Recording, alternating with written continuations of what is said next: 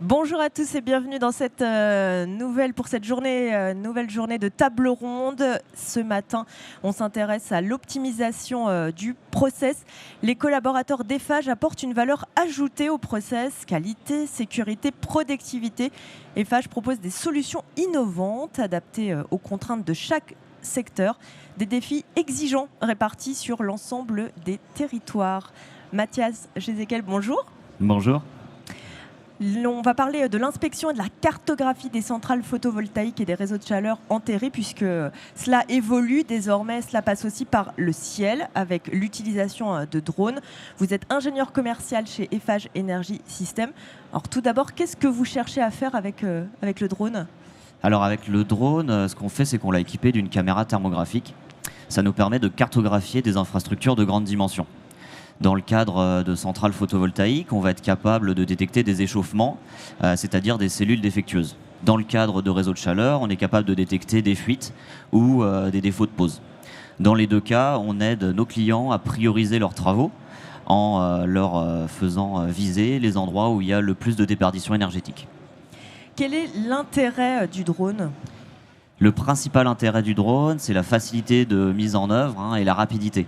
En fait, en quelques heures, on est capable de couvrir de grandes surfaces. En plus de ça, maintenant, on a une caméra qui est vraiment performante et on est capable donc d'avoir une précision de l'ordre du centimètre. Enfin, le drone, c'est quand même une solution qui a plus faible impact carbone que les anciennes solutions type hélicoptère ou avion. Au niveau de la sécurité des équipes, comment est-ce que cela fonctionne ? Alors déjà, le drone, il correspond à des normes de sécurité vraiment précises. Ensuite, lors de son utilisation, nos équipes sont équipées justement d'EPI. Et il y a vraiment des formations associées. Il faut mentionner qu'il y a vraiment une formation de pilote qui est obligatoire. Concrètement, comment se déroule une inspection ? Donc en amont de l'intervention, il y a de la préparation côté administratif. Il va falloir qu'on obtienne des autorisations de vol. Il y a par exemple des centrales photovoltaïques dans le sud-ouest de la France qui sont situées à côté de bases militaires. Et dans ce cas, il faut vraiment des autorisations particulières. Une fois qu'on a ces autorisations, on va définir le plan de vol.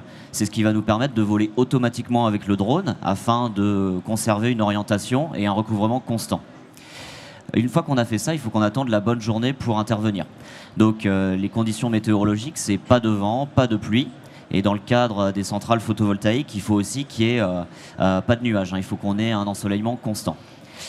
Dans le cas des réseaux de chaleur, la difficulté, c'est que c'est souvent en zone urbaine et qu'on a interdiction de survoler des personnes. Une fois que tout ça c'est prêt, donc on a la bonne date pour intervenir, on va pouvoir arriver sur le site, on va baliser une zone qui va nous permettre de faire décoller et atterrir le drone en toute sécurité. Le télépilote va lancer le drone, il va lancer la route automatique, il va vérifier la qualité des premières images et ensuite il va simplement s'occuper du roulement des batteries. Une fois que l'inspection est terminée, du coup, qu'est-ce que vous obtenez ? On obtient des images, en fait on obtient plusieurs milliers d'images. Le drone, il va prendre 3 types de photos, il va prendre une image réelle grand angle, il va prendre une image réelle zoomée et il va prendre l'image infrarouge.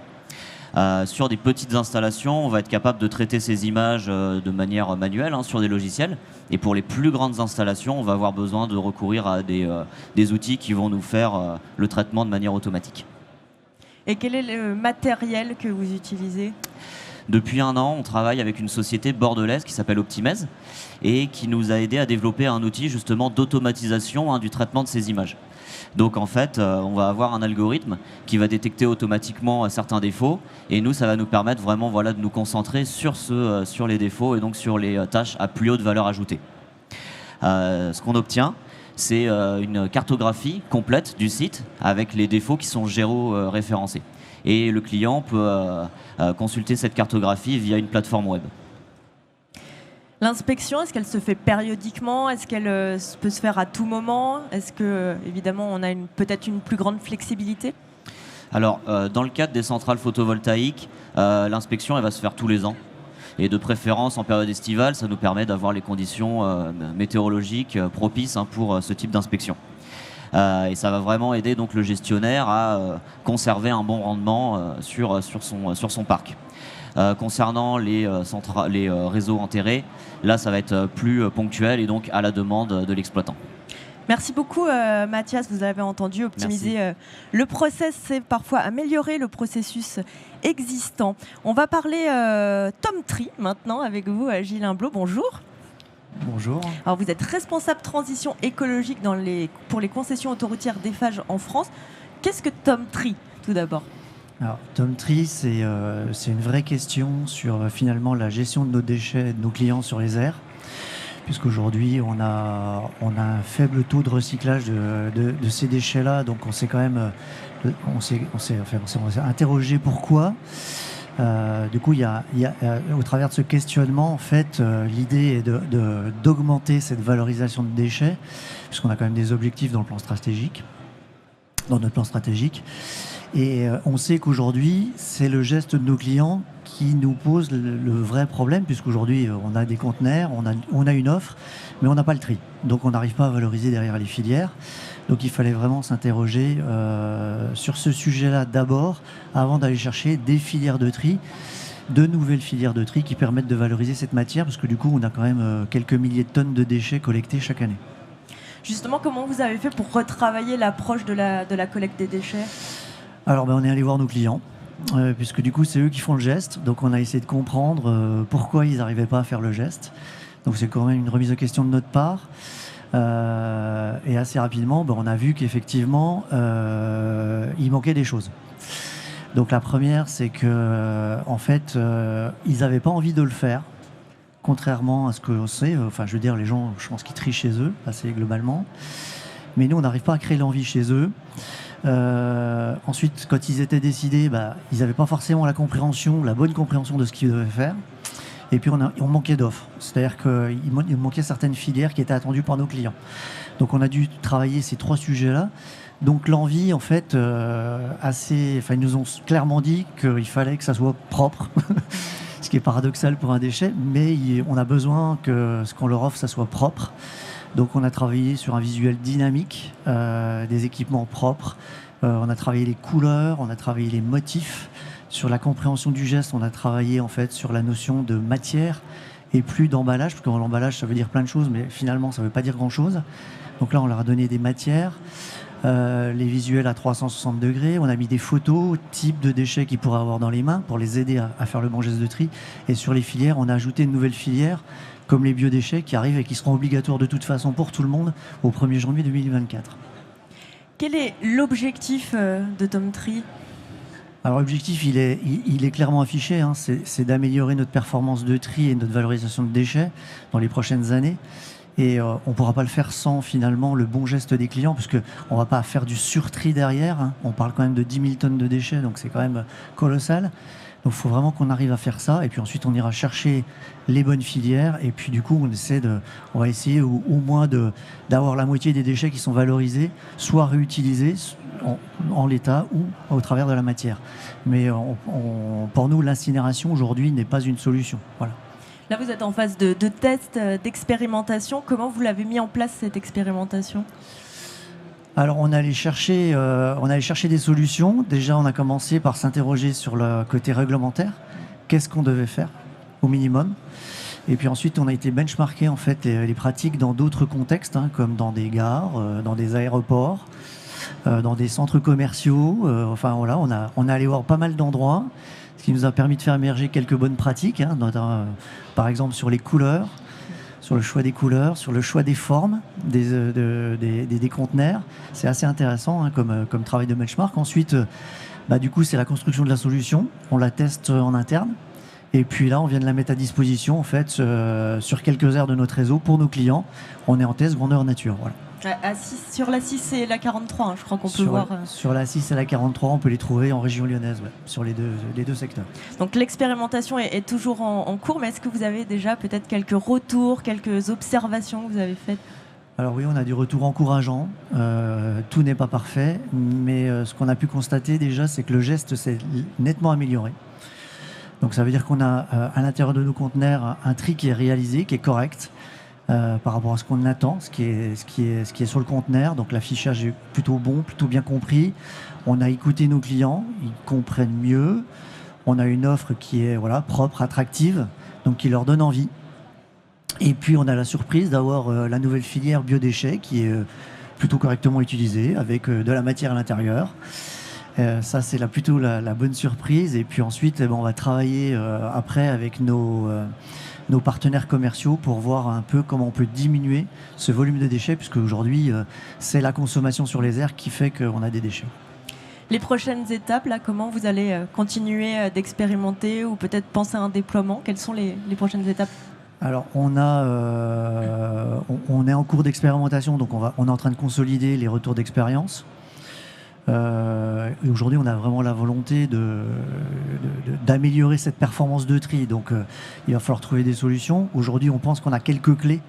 Ça fait quand même quelques années qu'on cherche et qu'on bute. Donc là, on a les clés, certaines clés de succès. Donc, on verra ce qu'on va pouvoir faire sur toute partie du réseau. Mais en tout cas, ce que je voulais dire aussi, c'est que c'est aussi une attente de nos clients. Donc, ça devrait matcher. Voilà. Pour terminer sur ce projet TomTree, il y a aussi de l'économie circulaire, puisque voilà, les anciens conteneurs ont aussi une nouvelle vie. On ne va pas produire du déchet en plus pour TomTree. Alors je suis complètement d'accord. Dans un sujet comme ça, le but n'est pas de recréer du déchet. Donc effectivement, s'il doit y avoir un petit peu de changement de conteneurs, on a la volonté de se lancer dans le réemploi, donc soit avec une reprise des conteneurs, soit avec une revente dans nos territoires. Enfin, il y a des solutions. Si on réfléchit, on trouve des solutions. Voilà. Merci beaucoup Gilles Imblot, et en attendant on peut tous aller tester TomTree sur certaines aires de l'autoroute A6 ou de l'autoroute A43. Donc vous l'avez compris, Eiffage propose des solutions innovantes adaptées à chaque secteur. Une autre innovation concerne la sectorisation digitale des réseaux d'eau potable. Julien Delorme, bonjour. Bonjour. Alors vous êtes chargé de développement commercial chez Eiffage pour les secteurs de l'industrie et de l'hydraulique en Auvergne. Première question, en quoi consiste la sectorisation digitale des réseaux d'eau potable ? Eh bien, sectoriser, c'est un peu diviser pour bien comprendre son réseau, avoir des portions homogènes sur lesquelles on va venir mettre des capteurs pour aider à comprendre, aider aux clients à comprendre son réseau, comment il se comporte et quels sont les rendements qu'on peut espérer sur certains secteurs et quelles sont aussi les priorités à mettre en œuvre. Qu'est-ce que permet concrètement cette sectorisation ? Eh bien, comme je disais, en fait, c'est la capacité de pouvoir se connecter à son réseau. Un réseau d'eau potable, c'est quelque chose qui est enterré, c'est quelque chose qui ne se voit pas. Donc, ça permet de sectoriser via de l'instrumentation et de comprendre le comportement de son réseau et le diagnostic hydraulique. L'objectif est donc d'améliorer la réactivité du service, de prioriser les actions de recherche des fuites. Comment marche la méthode pour détecter une fuite ? Alors, la méthode, c'est de découper ce réseau en secteurs homogènes en ajoutant des capteurs connectés. Donc, ça va être des capteurs de débit, des capteurs de pression, ça peut être aussi simplement des compteurs. Et ça va nous permettre d'en déduire les volumes qui transitent par ces secteurs. Si ces volumes paraissent complètement aberrants ou en dehors de ce qu'on est capable de détecter par ailleurs, on s'intéressera plus précisément à ces secteurs en affinant les méthodes de calcul et ça nous permettra d'en déduire des rendements. Et en fonction de ces rendements, on est capable de voir si le réseau sur ce tronçon-là est dans un rendement acceptable ou au contraire si on a des surconsommations et donc ça veut dire potentiellement des rendements faibles et des réseaux avec des fuites. Les réseaux d'eau potable vieillissent plus vite qu'ils ne sont renouvelés. Hormis une hausse des investissements, est-ce qu'un meilleur rendement passe par les nouvelles technologies et l'intelligence artificielle ? Forcément, les nouvelles technologies nous aident tous les jours dans nos métiers de recherche de fuite, dans nos métiers de modélisation des réseaux. Donc c'est des nouvelles technologies qui arrivent chaque année sur le marché et qu'on arrive à coupler avec des technologies plus anciennes. C'est-à-dire aujourd'hui, le compteur d'eau, c'est quelque chose qu'on a depuis quand même assez longtemps sur nos réseaux d'eau. Les nouvelles technologies nous permettent simplement de remonter ces données plus régulièrement sur des supervisions. Ça nous permet aussi de faire, via des calculs ou via des modèles mathématiques, d'en déduire en tout cas des consommations, d'en déduire des modèles hydrauliques, de savoir qui fait quoi sur un réseau.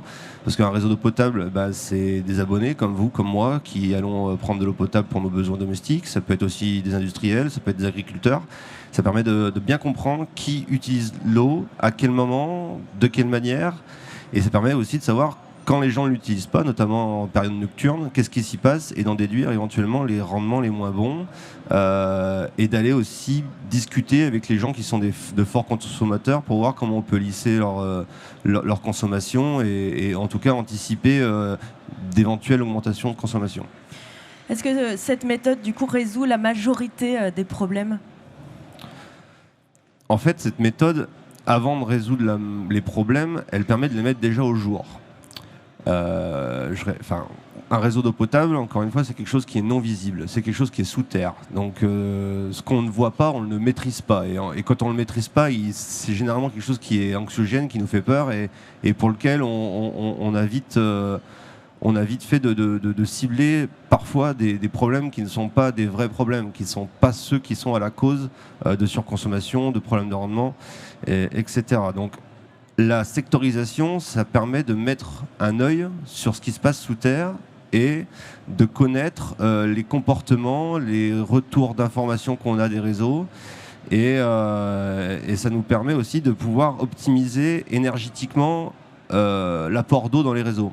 Aujourd'hui en France, l'apport d'eau dans les réseaux via le pompage, via le traitement d'eau se fait principalement la nuit, quand l'électricité est la moins chère et quand il est intéressant aussi d'utiliser quand la masse des consommateurs n'est pas là. Donc en fait, ça nous permet aussi de voir comment on peut optimiser le remplissage des réservoirs, le remplissage des réseaux d'eau en période nocturne ou en période pendant lesquelles les utilisateurs en ont le moins besoin. Sur ce projet, est-ce que vous avez déjà un premier retour d'expérience ? Est-ce qu'on sait, par exemple, ce que ça permet d'économiser en mètres cubes d'eau par an ou si ça améliore la réactivité? Est-ce que vous avez déjà des pistes ? Aujourd'hui, on n'a pas de chiffres exacts. Le projet est trop récent. Pour bien maîtriser un outil de sectorisation, il faut plusieurs années. Les années suivent ne se ressemblent pas, surtout avec les déficits hydriques qu'on peut avoir depuis ces dernières années. Ce qu'on sait dire, c'est que ça a permis à nos clients de déterminer les tronçons avec les moins bons rendements. Donc déjà, ça c'est une plutôt de bonne chose. Ça permettra de cibler quels sont les tronçons à renouveler ou les tronçons qui sont inadaptés aux besoins. Et ça a permis aussi aux clients de mieux connaître leur réseau. Alors leur réseau, en plus, commune par commune, ça permet vraiment de sectoriser et chaque commune ou chaque tranche de réseau a son comportement propre. Et ça a permis aux clients de mieux comprendre comment ça fonctionnait, de mieux comprendre pourquoi à certaines périodes de la journée ou à certaines périodes de l'année, ils avaient des difficultés à résoudre des manques de pression, des manques de débit, etc. Et ça a permis aussi d'installer un dialogue avec les gros consommateurs. C'est-à-dire qu'aujourd'hui, on est capable de dire, voilà, à l'instant T, vous consommez tant de mètres cubes d'eau à l'heure, on ne comprend pas pourquoi. Pourquoi? Expliquez-nous. Est-ce que c'est pas chez vous qu'il y a un problème? Est-ce que vous n'avez pas une vanne qui déconne? Est-ce que vous n'avez pas un besoin en hydraulique à solutionner? Et ça permet d'avoir des chiffres et ça permet d'avoir des graphiques qui vont permettre aux gens de se mettre autour de la table et de discuter sur une problématique hydraulique ou une problématique de consommation d'eau à un instant T. Comment bien gérer une sectorisation d'eau? Alors d'abord, la gestion de cette sectorisation via une supervision, c'est d'abord au client à qui on livre l'installation de bien la gérer. C'est à nous de bien le former sur l'outil, c'est à nous de bien lui donner les clés de cet outil et après c'est à lui de régulièrement, tous les jours, voire plus que ça, en fonction des besoins et en fonction des urgences, de vérifier, d'être au contact de cette supervision pour voir ce qui se passe sur son réseau. Donc la première des choses, c'est bien former un client et que le client soit bien à l'aise avec cet outil qui va lui permettre aussi de pouvoir anticiper et de mettre les moyens humains en fonction des problématiques. Et puis ça permet pour un directeur de syndicat, par exemple, de mettre le budget là où il faut. Ça permet par exemple de dire j'ai un tronçon, là, il est de 1950, mais c'est pas sur celui-là où j'ai le plus bas rendement, c'est plutôt sur celui que j'ai fait il y a 20 ans. Donc là où avant il aurait plutôt mis l'argent sur les réseaux les plus vieillissants, il mettra maintenant l'argent là où il y a les réseaux les moins bons en rendement. Et ça lui permet donc d'optimiser son financement sur des zones qui sont nécessaires de renouveler ou sur des abonnés avec lesquels il est nécessaire de travailler. Donc aujourd'hui, comment on gère bien une supervision, comment on gère bien une sectorisation? C'est en étant acteur de celle-ci et en la faisant vivre en fonction des retours de terrain et des calculs qu'on en déduit. Voilà. Merci beaucoup Julien. On l'a entendu, le groupe Eiffage sait faire la différence. Il s'adapte aux besoins de ses clients. On va parler à présent intelligence artificielle et data avec vous, Jocelyn Zindi. Bonjour. Oui, bonjour. Alors, vous êtes directeur du développement commercial, cybersécurité, industrie du futur, efficacité énergétique. Le secteur industriel vit des transformations dans de nombreux domaines. Si vous deviez nous faire un petit panorama, quels sont les enjeux aujourd'hui ? Alors dans ce cas-là, je ferai 3 enjeux majeurs. Le premier, c'est la réindustrialisation, donc ce qu'on appelle aussi la souveraineté industrielle. Le second, c'est la transition énergétique. Et enfin, la transition numérique pour terminer. La caractéristique commune de ces 3 enjeux, c'est soit ce sont des contraintes réglementaires qui vont pousser l'industriel à aller dans cette voie-là, ou alors ça va être l'industriel, dans le cadre de son développement stratégique, qui va choisir d'aller traiter ces différents sujets et éventuellement de faire de certaines contraintes une opportunité pour se développer. Alors vous parlez de transition énergétique. Quels sont les objectifs de cette transition énergétique ? Alors je donnerai juste un mot déjà sur la stratégie nationale bas carbone, dont sûrement d'autres ont déjà parlé ici. Réduction de 35% d'émissions de gaz à effet de serre en 2030 et neutralité en 2050. Mais si on reste sur 2030 c'est demain. Donc il va falloir agir sur différents leviers que je résume d'habitude de la manière suivante. Il faut consommer moins, donc ça c'est le côté sobriété. Consommer mieux, ça va être le côté efficacité. Consommer autrement, ça va être de trouver des sources d'énergie renouvelable. Et puis éventuellement, consommer plusieurs fois, ça va être se pencher sur la valorisation. Justement, pourquoi parler d'efficacité énergétique ? Alors, l'efficacité énergétique, c'est un des leviers principaux qui est utilisé pour réduire les consommations d'énergie, pour aller dans le sens de la décarbonation. Pour être efficace, il faut, comme le disait Julien auparavant, savoir ce qui se passe. Il faut mesurer, il faut avoir une visibilité. Ce qui ne se mesure pas ne s'améliore pas. C'est, je crois, Demings qui disait ça. Donc l'efficacité énergétique va déjà permettre d'avoir une visibilité sur ce qui se passe et de commencer à faire des premières actions de réduction et d'optimisation de l'énergie. On parle beaucoup d'IA depuis quelques mois. Oui. Alors, l'intelligence artificielle, j'ai toujours l'habitude de dire, c'est pas magique. L'intelligence artificielle, ce sont des mathématiques, ce sont des statistiques. Qu'est-ce qu'elle permet de faire ? Si je reprends, je vais prendre un schéma à 3 étapes, par exemple. La première étape, avant de parler d'intelligence artificielle, ça va être de collecter la donnée, donc d'instrumenter, de mettre en place des capteurs, donc chose évidemment qu'on sait faire chez Energy System. De ramener toute cette donnée, ça va être la première étape. La deuxième, ça va être de la traiter parce qu'on a de la visibilité et on va pouvoir faire des traitements avec l'intelligence humaine. On voit ce qui se passe, donc on sait où il y a des dérives, on sait où est-ce qu'on peut faire de l'optimisation. Une fois qu'on a terminé tout ce qu'on peut faire avec notre intelligence humaine sur cette seconde étape, il va rester des points de frustration. Et on dira on aimerait aller plus loin, mais c'est un peu plus compliqué. Mais c'est là qu'on va pouvoir utiliser cette intelligence artificielle ou cette intelligence automatisée, peu importe comment on l'appelle, qui va être capable de traiter un grand nombre d'infos très rapidement, qui va être capable de s'adapter, de faire des prédictions et de gratter encore un petit peu les pourcentages d'optimisation supplémentaires. Du coup, de quoi ont besoin les acteurs aujourd'hui ? Ils ont besoin des données et de la maturité pour les exploiter. Vous parlez de données, est-ce qu'il faut beaucoup de données ? Alors, sur les données, je dirais 2 choses. Il faut des données de bonne qualité, premièrement.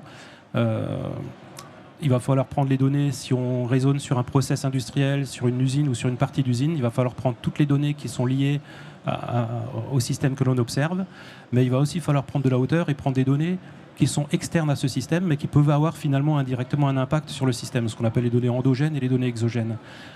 Si je prends un exemple d'un process industriel, on va aussi prendre quelle est la température en extérieur, quelle est l'hygrométrie, quelles sont les équipes qui ont travaillé, quelles sont les équipes qui ont fait la maintenance. Voilà, on va prendre toutes les données que l'on peut imaginer, on va les prendre. Ça, c'est sur la qualité des données. Sur la quantité, plus il y en a, mieux c'est. Maintenant, avec des systèmes d'intelligence artificielle qui sont pour certains auto-apprenants, ils vont démarrer sur une petite quantité de données avec des prédictions qui vont être peut-être juste à 80% et ils vont s'améliorer dans le temps. C'est-à-dire que plus le système va évoluer, plus les données vont arriver, plus les systèmes de prédiction vont être justes. Ces données, est-ce qu'elles ont plusieurs usages ? Est-ce qu'on arrive à une continuité numérique pour être peut-être plus agile ? Voilà, alors ça c'est le but de ce qu'on appelle l'industrie du futur, c'est de mettre en place la continuité numérique, c'est de sortir les systèmes qui auparavant étaient isolés les uns des autres et qui étaient en silo, avec une donnée qui était utilisée par une application. Aujourd'hui, une donnée, par exemple une donnée énergie, va être utilisée par le système de gestion de l'énergie, mais va aussi être utilisée par le système de gestion de production pour savoir que me coûte réellement la production de tel article par rapport à l'énergie consommée, etc. Donc aujourd'hui, cette quantité numérique, elle va permettre de traiter les données pour différents usages. Chez Eiffage, est-ce que cela vous permet de proposer des offres à valeur ajoutée pour vos clients ? Alors, tout à fait. Donc, on utilise des nouvelles technos pour proposer des offres à plus forte valeur ajoutée. Par exemple, dans la maintenance, on propose des offres de maintenance prédictive basées sur de la data science et de l'intelligence artificielle. On va proposer des offres de dématérialisation de processus pour les techniciens de maintenance. On va proposer des offres d'aide à l'exploitation où on va aussi utiliser l'intelligence artificielle pour donner des guides, des consignes aux exploitants. On va aussi, on a d'autres offres, comme par exemple aujourd'hui une offre de 5G industriel, de 5G privé, 5G industriel, qui est en train de venir assez fortement dans toutes les industries pour remplacer tous les réseaux des industries par un seul réseau, beaucoup plus efficace, avec une qualité de service meilleure, avec une cybersécurité intrinsèque, et puis des débits beaucoup plus élevés et presque des transmissions en temps réel. Quelles nouvelles infrastructures réseau et informatique du coup trouve-t-on dans cette évolution ? On va trouver tout ce qui est objet connecté. Alors ça va dépendre des types d'industries. Beaucoup d'industries sont déjà très connectées, donc elles ne vont pas forcément partir vers les objets connectés. Certaines le sont moins, elles vont partir vers les objets connectés. D'autres vont partir sur une infrastructure réseau plus pérenne comme la 5G que je citais avant. D'autres encore vont partir sur ce qu'on appelle le edge computing, donc le calcul au pied de la machine, de l'intelligence artificielle et pour certaines du stockage dans un cloud qui peut être un cloud souverain, qui peut être un cloud peu importe lequel, ou alors dans des serveurs dans des données stockage propres aux clients. En général, on s'assure que toutes nos solutions, elles peuvent fonctionner soit dans un cloud ou alors sur l'infrastructure du client, parce que beaucoup de nos clients ont des activités plutôt sensibles et ils préfèrent garder la maîtrise de leurs données. Justement, on parle de data, vous parlez d'activités sensibles. Est-ce qu'il y a des risques de sécurité ? Toujours des risques de sécurité. On le voit tous les jours, il y a des attaques en permanence. Surtout à partir du moment où on met en place la continuité numérique. Donc on avait auparavant des systèmes qui étaient vulnérables mais pas connectés. Donc ils étaient à la limite peu exposés. La continuité numérique expose ces systèmes vulnérables et donc augmente la surface d'attaque. Donc c'est pour ça que chez Energy System, sur tous les projets neufs, on prend en compte la cybersécurité dès la conception, c'est ce qu'on appelle le Secure by Design. Et sur les projets existants, on fait des diagnostics de cybersécurité pour lister les vulnérabilités et indiquer à notre client où est-ce qu'il doit éventuellement faire des travaux en priorité pour réduire les plus grandes vulnérabilités. Est-ce que vous avez des exemples de réalisation ? Oui, j'ai deux exemples. Le premier, c'est chez un constructeur automobile. On a mis en place, on a réfléchi avec lui pour comment décarboner, comment réduire ses consommations d'énergie. Et on a travaillé sur les cabines de peinture et on a remarqué qu'ils démarraient les cabines de peinture de manière systématique, selon leur gamme de fabrication, 1 heure ou 2 heures avant que le premier véhicule arrive. Et ce délai garantissait que l'ensemble de la cabine était opérationnel quand le premier véhicule arrivait. On a fait une analyse plus fine avec justement de l'intelligence artificielle en fonction de l'ensemble des paramètres, le type de peinture, l'hygrométrie, la température et puis d'autres éléments propres au process. Pour proposer à l'opérateur, il faut la démarrer dans 25 minutes ou dans 28 minutes. Et ce n'est pas la peine de la démarrer 1 ou 2 heures avant. Donc ça a été mis en place avec un gain chiffré de 230 000 € par an par cabine de peinture sur des tarifs de l'énergie 2021. Donc aujourd'hui, c'est encore plus élevé. Et puis un second exemple, chez un autre industriel qui pilote un brûleur qui sèche dans un malaxeur de la matière première. On a évidemment optimisé avec lui l'ensemble de ses utilités, l'ensemble de son process. Et là, on s'est dit, est-ce qu'on peut optimiser l'utilisation même du brûleur, la courbe de chauffe du brûleur en fonction de tous ces paramètres. Donc là, pareil, l'intelligence humaine n'y arrive pas forcément, tout au moins pas rapidement. Donc on a utilisé la data science pour proposer à l'exploitant la courbe de chauffe idéale de son brûleur. Et l'exploitant, face à ça, il peut décider de suivre la proposition de l'intelligence artificielle ou non, pour des propres raisons qui sont liées à lui, à son pilotage de process. Et cette application a permis de réduire de 5% supplémentaires les consommations d'énergie. Et pour terminer, sur ces deux exemples-là, ces deux exemples symptomatiques de l'utilisation de l'intelligence artificielle, qui vient non pas remplacer les opérateurs. Dans les deux exemples, elle vient apporter une assistance cognitive à l'opérateur. Et c'est aussi notre volonté chez Energy System, c'est pas de substituer les opérateurs, mais c'est de leur apporter des outils complémentaires et donner à l'opérateur toute sa place dans l'industrie. Merci beaucoup Jocelyn Zindi. On va passer au dernier thème de cette table ronde consacrée à l'optimisation du process. On va parler détection de fuite online. Bonjour Fabrice Martin-Belay. Bonjour Hélène. Alors vous êtes responsable activité détection de fuite chez Eiffage Energy System. Tout à fait. Je vous propose qu'on se déplace peut-être On la fera directement après à la fin démo. comme vous voulez. On la fera à la fin. Une première question, en quoi est-ce important de diagnostiquer et d'éradiquer les fuites ?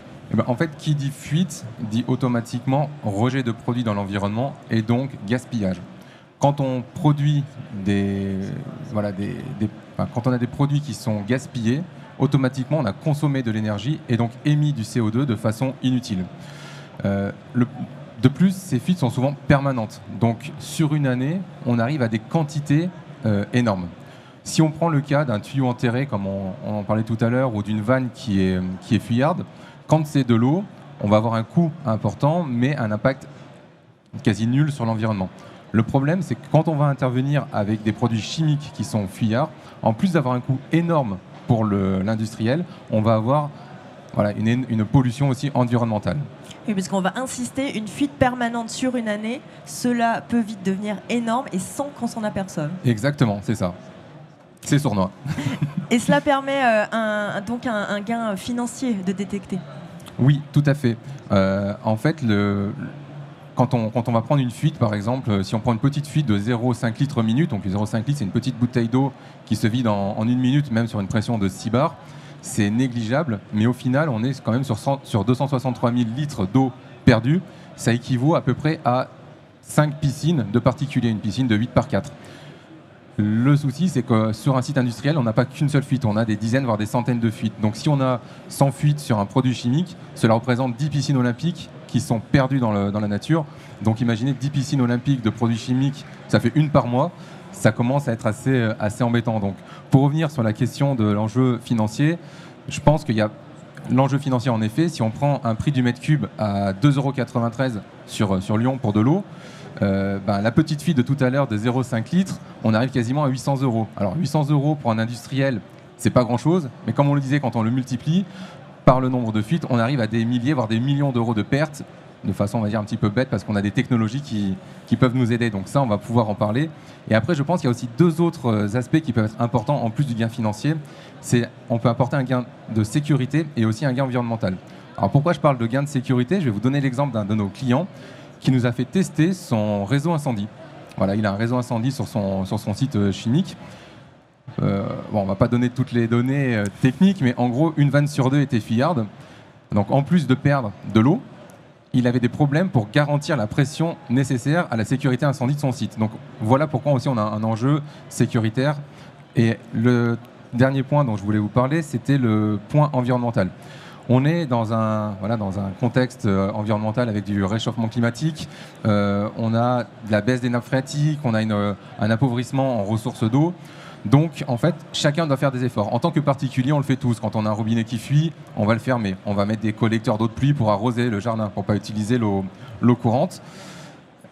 Au niveau des industriels, comment ça se passe ? On constate que les industriels sont vraiment à fond dans cette démarche et ils sont très friands et ils attendent de nous qu'on leur apporte des solutions pour avancer. Et est-ce qu'il existe plusieurs types de fuites ? Oui, on aime classer les fuites en 3 catégories. On appelle la première catégorie, c'est les fuites internes. Les fuites internes, ça va être des fuites à l'intérieur des installations, à l'intérieur des tuyaux, notamment sur les équipements de robinetterie. Ça va être des vannes, des clapets qui sont fuyards. Typiquement, le robinet d'arrosage du jardin qui goutte à goutte, ça c'est ce qu'on appelle une fuite interne parce que ça sort de l'équipement. Après, on a ce qu'on appelle les fuites externes. Les fuites externes, ça va être un tuyau qui fuit, ça va être des fuites de gaz qui vont à l'extérieur et qui vont vers l'environnement.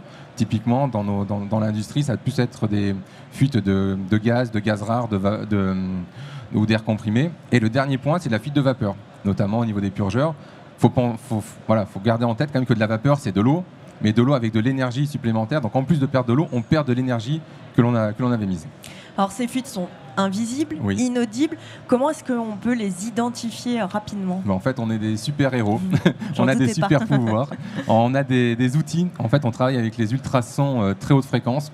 Et le gros avantage de nos offres de performance énergétique, c'est qu'en plus de localiser la fuite de façon précise, on va la quantifier.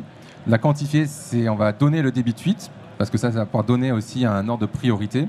Et surtout, on va la valoriser. On va la valoriser en euros et en tonnes de CO2 dans le cadre des ISO de 50001 de nos clients. Vous arrivez désormais à déployer une maintenance prédictive? Oui, tout à fait. On a depuis plusieurs années des clients récurrents avec lesquels on travaille. Donc, ça veut dire qu'ils sont contents de nos outils et de nos offres.